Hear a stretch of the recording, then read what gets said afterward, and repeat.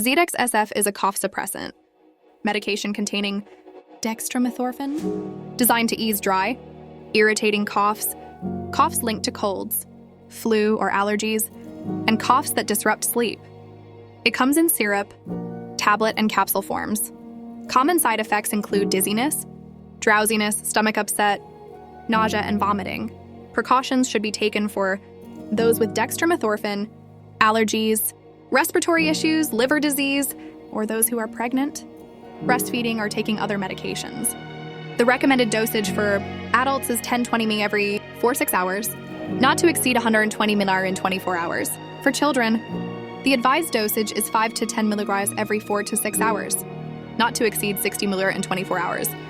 Please consult a healthcare professional for personalized guidance on using zedex-af to help determine the correct dosage and monitor potential side effects.